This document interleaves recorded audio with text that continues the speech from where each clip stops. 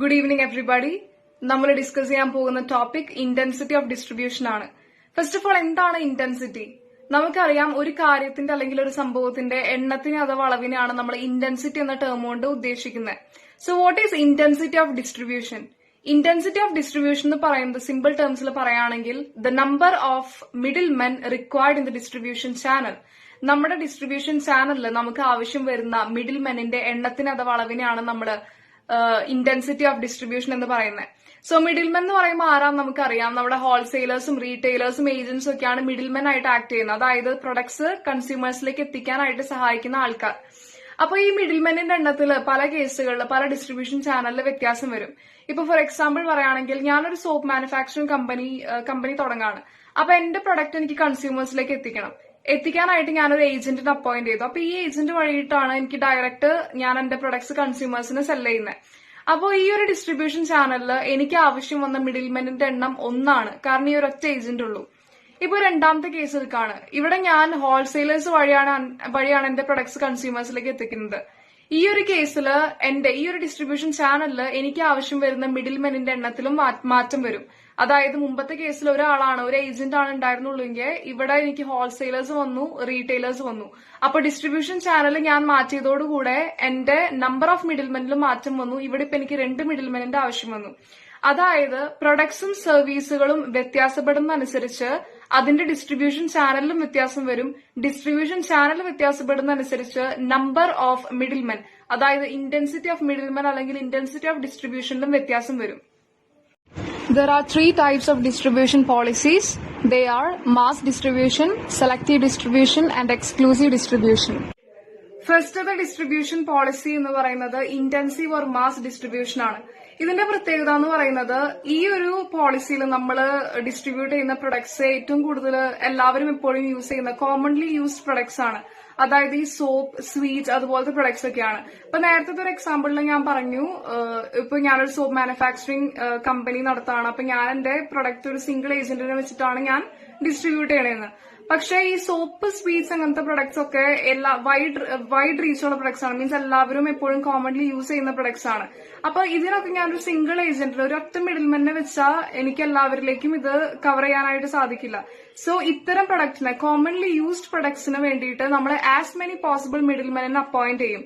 So എല്ലാവരിലേക്കും നമുക്ക് നമ്മളുടെ പ്രൊഡക്റ്റ് എല്ലായിടത്തേക്കും കവർ ചെയ്യാൻ വേണ്ടിയിട്ട് ഇത്തരം പോളിസീസിനെയാണ്, ഇത്തരം കോമൺലി യൂസ് ചെയ്യുന്ന പ്രൊഡക്ട്സിനെ നമ്മൾ ഡിസ്ട്രിബ്യൂട്ട് ചെയ്യാൻ വേണ്ടിയിട്ട് ഏറ്റവും കൂടുതൽ മിഡിൽമെൻ അപ്പോയിന്റ് ചെയ്യുന്ന ഈ ഒരു പോളിസിനെയാണ് ഇന്റൻസീവ് അഥവാ മാസ് ഡിസ്ട്രിബ്യൂഷൻ പോളിസി എന്ന് പറയുന്നത്. Intensive distribution is that your product can be found anywhere where a person shops, so that the product will be available for as many customers as possible.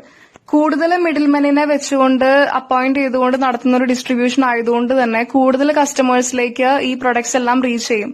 ഇതൊക്കെ നമ്മുടെ commonly use products like soaps, cigarette, sweets ഇത്തരം items ഒക്കെയാണ് ഈ intensive distribution policy അഥവാ mass distribution പോളിസിയിൽ നമ്മൾ distribute ചെയ്യുന്നത്. ഇത് കൊക്കക്കോളയുടെ distribution ചാനലാണ്. ഇവിടെ നോക്കുകയാണെങ്കിൽ നമുക്കറിയാം, പ്രൊഡക്റ്റ് പ്രൊഡ്യൂസ് ചെയ്ത് അല്ലെങ്കിൽ മാനുഫാക്ചർ ചെയ്ത സ്ഥലത്ത് നിന്ന് കുറെ മിഡിൽമെനിലേക്കാണ് പോയിരിക്കുന്നത്. Like super markets, airlines, clubs, bars, restaurants, hotels, അങ്ങനെ കുറെ മിഡിൽമെനിലേക്ക് എത്തിയിരിക്കുകയാണ്. അപ്പൊ കൂടുതൽ കൺസ്യൂമേഴ്സിലേക്ക് ഈ പ്രൊഡക്ട്സ് റീച്ച് ചെയ്യാണ്. ഡിസ്ട്രിബ്യൂഷൻ പോളിസീസിൽ സെക്കൻഡ് വരുന്നതാണ് സെലക്ടീവ് ഡിസ്ട്രിബ്യൂഷൻ. ആഫ്റ്റർ സെയിൽസ് സർവീസുകൾ ആവശ്യമുള്ള എക്യുപ്മെന്റ്സിന് അഥവാ പ്രൊഡക്ട്സിനാണ് സെലക്ടീവ് ഡിസ്ട്രിബ്യൂഷൻ കൂടുതലായിട്ട് ചെയ്യുന്നത്. ഇതില് കൂടുതൽ നമ്പർ ഓഫ് മിഡിൽമെൻ ഒന്നും ഉണ്ടാവില്ല. അതായത് നമ്മുടെ മാസ് ഡിസ്ട്രിബ്യൂഷൻ പോലെ number of wholesalers and retailers കൂടുതലായിരിക്കില്ല, ലെസ് ആയിരിക്കും കമ്പാരിറ്റീവ്ലി. ഇവിടെ ഉള്ള ഡിസ്ട്രിബ്യൂട്ടേഴ്സിനെ അവര് മാനുഫാക്ചറേഴ്സ് സെലക്ട് ചെയ്യുന്നതാണ്. അങ്ങനെ അവരുടെ മേലെ കൂടുതൽ എഫേർട്ട് ഇടാണ്, പ്രൊഡക്ട്സിനെ കുറിച്ച് കൂടുതൽ നോളേജ് അവർക്ക് കൊടുക്കാണ്. ഇത് കൂടുതലായിട്ട് കണ്ടുവരുന്നത് നമ്മുടെ ഹോം അപ്ലയൻസസ് അതുപോലെ തന്നെ ഷോപ്പിംഗ് പ്രൊഡക്ട്സ് ഇല്ലേ, അതിനൊക്കെയാണ് കൂടുതലായിട്ട് ഈ സെലക്ടീവ് ഡിസ്ട്രിബ്യൂഷൻസ് കണ്ടുവരുന്നത്. Mostly furniture, television and home appliances brands are distributed in this manner. The best example would be of Whirlpool and General Electric, who sell their major appliances through dealer networks and selected large retailers. ഇത്തരം ഡിസ്ട്രിബ്യൂഷനിൽ നമ്മളുടെ home അപ്ലയൻസസും അതുപോലെ after sale service ആവശ്യമുള്ള office എക്യുപ്മെന്റ്സും ആണ് cell ചെയ്യുന്നത്. Thirdly നമ്മൾ discuss ചെയ്യുന്ന distribution policy exclusive distribution പോളിസിയാണ്. ഇതിൽ കമ്പനിയുടെ പ്രൊഡക്ട്സ് സെൽ ചെയ്യാൻ വേണ്ടിയിട്ട് ഒരു പെർട്ടിക്കുലർ ഡീലറിനെ അപ്പോയിന്റ് ചെയ്യാണ്. ഈ ഒരു ഡീലറിന് മാത്രമാണ് ആ കമ്പനിയുടെ പ്രൊഡക്റ്റ് ആ ഒരു ഏരിയ, ആള് ഡീൽ ചെയ്യുന്ന ഏരിയയിലോ റീജിയനിലോ ഡിസ്ട്രിബ്യൂട്ട് ചെയ്യാൻ സാധിക്കുള്ളൂ. വേറെ ഒരു ഡീലേഴ്സിനും ഈ കമ്പനിയുടെ പ്രൊഡക്റ്റ് ആ ഒരു ഏരിയയിൽ ഡിസ്ട്രിബ്യൂട്ട് ചെയ്യാനായിട്ടുള്ള റൈറ്റ് ഉണ്ടാവില്ല. കമ്പനി എക്സ്ക്ലൂസീവ് റൈറ്റും ഈ ഒരു ഡീലറിനാണ് കൊടുക്കുന്നത്. അതുകൊണ്ട് തന്നെ ഈ ഡ്യൂട്ടി അസൈൻ ചെയ്തിരിക്കുന്ന ഡീലറിന് വേറെ കമ്പനിയുടെ പ്രൊഡക്ട്സും ഡിസ്ട്രിബ്യൂട്ട് ചെയ്യാൻ സാധിക്കില്ല. കൂടുതലായിട്ടും നമ്മുടെ ഓട്ടോമൊബൈൽസ്, അതുപോലെ തന്നെ എക്സ്പെൻസീവ് മെൻസ് സ്യൂട്ട്സ്, പിന്നെ ഇലക്ട്രോണിക് ഡിവൈസസ്, ഇതിനൊക്കെയാണ് ഈ എക്സ്ക്ലൂസീവ് ഡിസ്ട്രിബ്യൂഷൻ കൂടുതലായിട്ടും ചെയ്തു വരുന്നത്. എക്സ്ക്ലൂസീവ് ഡിസ്ട്രിബ്യൂഷൻ നടത്തുന്നതിന് എക്സാമ്പിൾസ് ആണ് ആപ്പിൾ ഷോറൂം, BMW ഷോറൂം, അതുപോലെ തന്നെ ഓരോ ഓട്ടോമൊബൈൽസിന്റെയും ഇലക്ട്രോണിക് എക്യുപ്മെന്റ്സിന്റെ ഒക്കെ ഷോറൂംസ് ഒക്കെ ഈ എക്സ്ക്ലൂസീവ് ഡിസ്ട്രിബ്യൂഷൻ എക്സാമ്പിൾ ആണ്. Next topic middlemen in distribution ആണ്. ഇന്നത്തെ എക്കണോമിയിൽ മിക്ക പ്രൊഡക്ട്സും പ്രൊഡ്യൂസേഴ്സ് ഡയറക്ട്ലി കൺസ്യൂമേഴ്സിന് സെൽ ചെയ്യില്ല. അവര് കുറച്ച് സ്പെഷ്യലൈസ്ഡ് പേഴ്സൺസ് വഴിയാണ് കൺസ്യൂമേഴ്സിലേക്ക് ഗുഡ്സ് എത്തിക്കുന്നത്. ഈ specialised persons acting as a link between producers and consumers are called middlemen.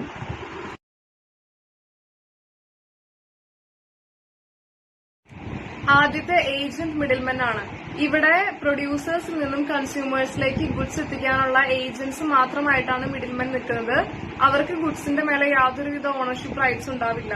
Goods sell ചെയ്യാതെ ബാക്കി വന്നത് അവർക്ക് കമ്പനിയിലേക്ക് റിട്ടേൺ ചെയ്യാൻ പറ്റും.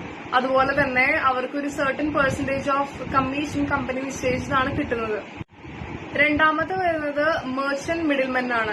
ആദ്യത്തേല് ഓണർഷിപ്പ് റൈറ്റ്സ് അവർക്ക് ഉണ്ടായിരുന്നില്ല, ഏജൻസിന് ഉണ്ടായിരുന്നില്ല. പക്ഷെ മെർച്ചന്റ് മിഡിൽമെനിൽ ഓണർഷിപ്പ് റൈറ്റ്സ് അവർക്ക് കിട്ടുന്നുണ്ട്. കാരണം അവര് ഹോൾസെയിലേഴ്സിൽ നിന്നോ മാനുഫാക്ചറേഴ്സിൽ നിന്നോ ബൾക്ക് ക്വാണ്ടിറ്റിയിൽ അവര് സാധനം ഗുഡ്സ് പർച്ചേസ് ചെയ്യാണ്. ആ പർച്ചേസ് ചെയ്തത് അവർ അവരുടെ ഷോപ്പ് വഴിയോ അല്ലെങ്കിൽ അവരുടെ സ്റ്റോർ വഴിയോ അവര് കൺസ്യൂമേഴ്സിന് ഡയറക്റ്റ് ആയിട്ട് സെല് ചെയ്യാണ്. ഇവിടെ ഓണർഷിപ്പ് റൈറ്റ്സ് അവർക്ക് ഉള്ളതുകൊണ്ട് തന്നെ പ്രൊഡക്റ്റ് വിറ്റ് കിട്ടുന്ന പ്രോഫിറ്റ് അവർക്ക് തന്നെ എടുക്കാം. പക്ഷേ അൺസോൾഡ് പ്രൊഡക്ട്സ് ഒന്നും, അൺസോൾഡ് സ്റ്റോക്ക് അവർക്ക് തിരിച്ച് കൊടുക്കാൻ കമ്പനിയിലേക്കോ മാനുഫാക്ചറേഴ്സിലേക്കോ തിരിച്ചു കൊടുക്കാനായിട്ട് അവർക്ക് സാധിക്കില്ല. മൂന്നാമത്തെ ടൈപ്പ് ഓഫ് മിഡിൽമെൻ എന്ന് പറയുന്നത് ഫെസിലിറ്റേറ്റേഴ്സ് ആണ്. ഫെസിലിറ്റേറ്റേഴ്സ് ഈ ഗുഡ്സ് സെൽ ചെയ്യുന്നതിലോ ഒന്നും അവർക്ക് ഡയറക്റ്റ് ആയിട്ട് ഒരു കോണ്ടാക്ട് ഉണ്ടാവില്ല, ഒരു കണക്ഷൻ ഉണ്ടാവില്ല. പക്ഷെ അവര് ഈ ഡിസ്ട്രിബ്യൂഷൻ പ്രോസസ്സിൽ ഹെൽപ്പ് ചെയ്യുന്ന ആൾക്കാരായിരിക്കും. ലൈക്ക് ട്രാൻസ്പോർട്ടേഷൻ ഫെസിലിറ്റീസ് കൊടുക്കുന്നവരോ അല്ലെങ്കിൽ ബാങ്ക്സോ അഡ്വർടൈസ്മെന്റ് ഏജൻസീസോ, ഇതൊക്കെയാണ് ഫെസിലിറ്റേറ്റേഴ്സ് ആയിട്ട് വർക്ക് ചെയ്യുന്ന middlemen. Next we're going to discuss about wholesalers, jobbers and retailers. ഇനി നമ്മൾ ഡിസ്കസ് ചെയ്യാൻ പോകുന്നത് ആരാണ് ഹോൾസെയിലേഴ്സ് എന്നാണ്. ഹോൾസെയിലേഴ്സ് ആണ് ഫസ്റ്റത്തെ ഇന്റർമീഡിയറി, ഡിസ്ട്രിബ്യൂഷൻ ചാനലിലെ ആദ്യത്തെ ഇന്റർമീഡിയറി ആയിട്ട് വർക്ക് ചെയ്യുന്നതാണ് ഹോൾസെയിലേഴ്സ്. അവർ ലാർജ് സ്കെയിൽ അഥവാ ബൾക്ക് ക്വാണ്ടിറ്റിയിൽ മാനുഫാക്ചറേഴ്സ് അഥവാ പ്രൊഡ്യൂസേഴ്സിൽ നിന്നും ഗുഡ്സ് വാങ്ങുന്നു. ചിലപ്പോൾ ഒരു ഐറ്റം ആയിരിക്കും അല്ലെങ്കിൽ 2 ഐറ്റം ആയിരിക്കും. അങ്ങനെ ബൾക്കായിട്ട് ലാർജ് സ്കെയിലിൽ ഇവർ വാങ്ങും. എന്നിട്ട് സ്മോൾ ക്വാണ്ടിറ്റീസ് ആയിട്ട് ഇവർ റീറ്റെയിലേഴ്സിന് അത് സെല് ചെയ്യും. ഈ റീറ്റെയിലേഴ്സും മാനുഫാക്ചറേഴ്സിന്റെയും നടുവില് ഒരു ഇന്റർ ലിങ്ക് ആയിട്ട്, ഒരു ഇന്റർ കണക്ഷൻ ആയിട്ട് പ്രവർത്തിക്കുന്നവരാണ് ഈ ഹോൾസെയിലേഴ്സ്. നെക്സ്റ്റ് ഡിസ്കസ് ചെയ്യുന്നത് ജോബേഴ്സിനെ കുറിച്ചാണ്. ജോബേഴ്സും ഒരു കാറ്റഗറി ഓഫ് ഹോൾസെയിലേഴ്സ് തന്നെയാണ്. പക്ഷേ ആദ്യം ഡിസ്കസ് ചെയ്ത ഹോൾസെയിലേഴ്സിന്റെ അത്രയ്ക്കും ബൾക്ക് ക്വാണ്ടിറ്റിയിലല്ല ഇവർ മാനുഫാക്ചറേഴ്സിൽ നിന്നും പ്രൊഡക്ട്സ് വാങ്ങുന്നത്. അതിനേക്കാളും കമ്പാരിറ്റീവ്ലി ലോ ക്വാണ്ടിറ്റി ആയിരിക്കും ഇവര് പർച്ചേസ് ചെയ്യുന്നതും ഇവര് റീറ്റെയിലേഴ്സിനും ഇൻസ്റ്റിറ്റ്യൂഷനും സെൽ ചെയ്യുന്നതും. ലാസ്റ്റ് ആയിട്ട് നമ്മൾ ഡിസ്കസ് ചെയ്യാൻ പോകുന്നത് ആരാണ് റീറ്റെയിലേഴ്സ് എന്നാണ്. നമുക്കറിയാം ഹോൾസെയിലേഴ്സ് ലാർജ് ക്വാണ്ടിറ്റിയിൽ മാനുഫാക്ചറേഴ്സിൽ നിന്നും ഗുഡ്സ് വാങ്ങിയിട്ട് അത് സ്മോൾ ക്വാണ്ടിറ്റീസിൽ റീറ്റെയിലേഴ്സിന് സെൽ ചെയ്യും. റീറ്റെയിലേഴ്സും ഇതേ രീതിയിൽ തന്നെ ലാർജ് ക്വാണ്ടിറ്റിയിൽ ഹോൾസെയിലേഴ്സിൽ നിന്ന് വാങ്ങുന്നു. അങ്ങനെ സ്മോൾ ക്വാണ്ടിറ്റീസിൽ അവർ കൺസ്യൂമേഴ്സിന് വിൽക്കുന്നു. അവരുടെ റീറ്റെയിൽ സ്റ്റോഴ്സിലൂടെയോ ഷോപ്സിലൂടെയൊക്കെ കൺസ്യൂമേഴ്സിന് വിൽക്കുന്നു. അതായത് കൺസ്യൂമേഴ്സും ഹോൾസെയിലേഴ്സും തമ്മിലുള്ള അവരുടെ രണ്ടുപേരുടെയും നടുവിലുള്ള ഒരു ഇന്റർമീഡിയേറ്റർ ആണ് ഈ റീറ്റെയിലർ. റീറ്റെയിലേഴ്സിനാണ് ഫൈനൽ കൺസംഷൻ അല്ലെങ്കിൽ ഫൈനൽ കൺസ്യൂമേഴ്സ് ആയിട്ട് ഡയറക്റ്റ് കോൺടാക്ട് ഉള്ളത്.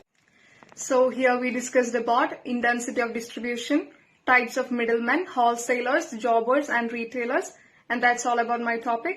Thank you.